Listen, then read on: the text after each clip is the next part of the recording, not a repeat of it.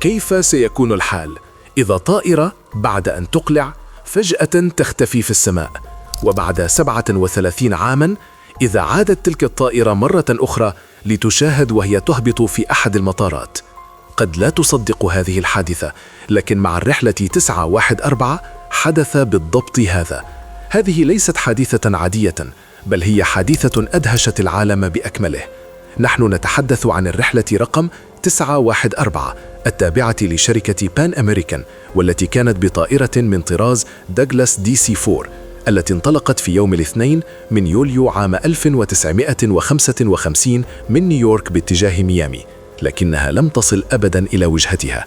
في ذلك الصباح كانت الساعة 7، وفي مطار لاغوارديا في نيويورك بدأ الازدحام يتجمع تدريجيا. كان الركاب مشغولين بالصعود، بعضهم يستعد للدخول إلى الطائرة، وآخرون يقفون في الخارج ويتحدثون. كان على متن الرحلة ما مجموعه 57 راكباً و4 من أفراد الطاقم، وكان كل شيء طبيعياً. كان القبطان CJ تايلر يقود الطائرة، وكان جالساً في مقعده يفحص كل شيء. كانت هذه رحلة قصيرة وطبيعية وجهتها ميامي في ولاية فلوريدا، وكان من المفترض أن تصل خلال 3 ساعات فقط. كان الطقس صافياً، ولم تكن هناك أي مشكلة في الطائرة، وكان كل شيء تحت السيطرة. أقلعت الرحلة في تمام الساعة 9:55 صباحاً، وخلال بضع دقائق فقط تركت خلفها مباني نيويورك العالية ووصلت إلى فوق المحيط الأطلسي. كانت ملامح الركاب هادئة، بعضهم ينظر من النافذة وبعضهم يقرأ الصحف، وآخرون يتحدثون بفرح عن وصولهم إلى ميامي. لكن لم يكن أحد يعلم أن حياتهم ستتغير إلى الأبد خلال الدقائق القليلة القادمة. في الساعة 10:12 صباحاً تتبعت مراقبة الحركة الجوية في نيويورك الرحلة 914، وأفادت بأن الطائرة تسير في المسار الصحيح. كان كل شيء يسير بشكل طبيعي كما في أي يوم آخر، لكن في الساعة 10:15 حدث شيء غريب فجأة. اختفت الرحلة 904 من شاشة الرادار، وكأنها تلاشت في الهواء في لمح البصر. أصيب مسؤول المراقبة الجوية بالصدمة، وحاولوا فوراً الاتصال بالطائرة. الرحلة 914، هل تسمعوننا؟ الرحلة 914، هل تسمعوننا؟ لكن لم يصل أي رد.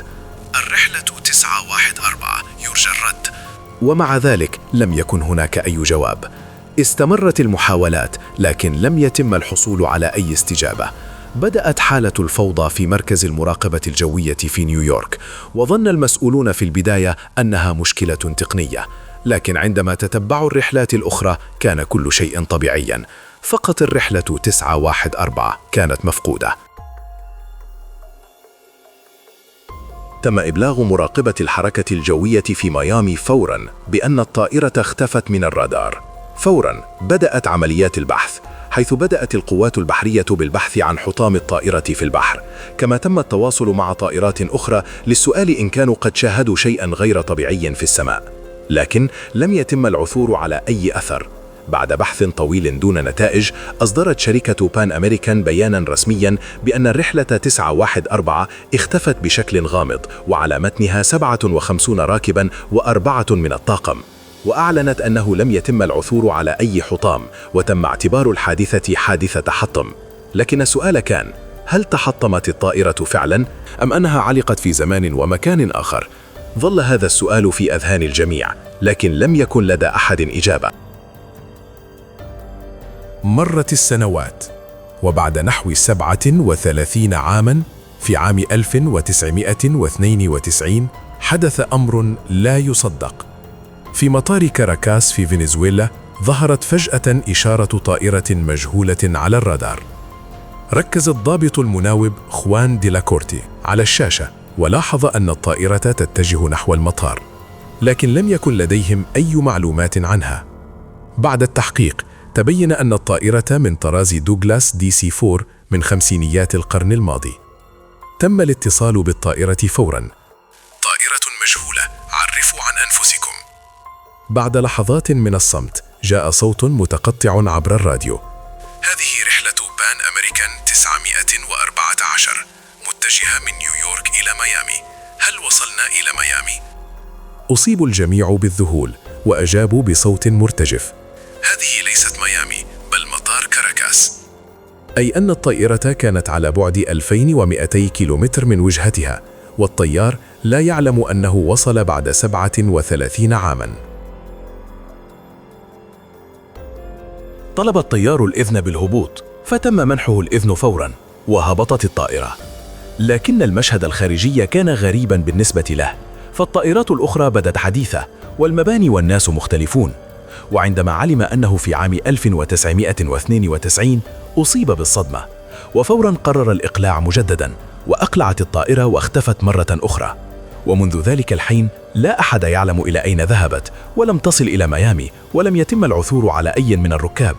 وقبل أن يغادر الطيار المطار كان يحمل ملفاً بيده، وكأنه يحاول إظهاره لبرج المراقبة. لكن من شدة الارتباك والصدمة سقطت من ذلك الملف ورقة بشكل مفاجئ، ليتبين لاحقاً أنها كانت تقويماً يعود إلى عام 1955، وهو ما زاد من غموض هذه الحادثة. لكن الحقيقة تبقى غير مؤكدة. بعض الخبراء يقولون إن القصة مختلقة، ولا يوجد أي سجل رسمي لها. ويبقى السؤال: هل كانت هذه الحادثة حقيقية أم مجرد قصة خيالية؟ وبالمناسبة، هناك حادثة مشابهة حدثت في عام 1945. اختفت رحلة الولايات المتحدة الجوية رقم 19 أثناء مهمة تدريبية فوق مثلث برمودا. كانت الرحلة تتألف من 5 طائرات TBF أفنجر بقيادة قائد ذو خبرة، وعلى متنها مجموعة من الطيارين المدربين. أبلغت القواعد الجوية لاحقاً عن اختفاء الطائرات، وبالرغم من إرسال عمليات البحث على نطاق واسع، لم يعثر على أي أثر للطائرات أو لطاقمها. ما زاد الغموض هو أن قاذفة الإنقاذ التي أرسلت للبحث اختفت أيضاً، لتتحول الحادثة إلى واحدة من أكثر قصص الطيران غموضاً في القرن العشرين. تظل الأسباب محل جدل حتى اليوم، من مشاكل الطقس المفاجئة إلى أخطاء الملاحة أو تدخلات غير طبيعية، وما يزال مثلث برمودا مرتبطاً بهذه الحوادث الغامضة في أذهان العامة. في النهاية يبقى لغز الرحلة 914 واحداً من أكثر الألغاز إثارة للدهشة، وقد يستمر في إبهار الناس في المستقبل. ما رأيك أنت؟ هل تعتقد أن هذه الرحلة قد تعود مرة أخرى؟ لا تنسى أن تشاركنا رأيك في التعليقات، وإذا أعجبك الفيديو اضغط إعجاب واشترك في القناة لمزيد من القصص المثيرة. إلى اللقاء.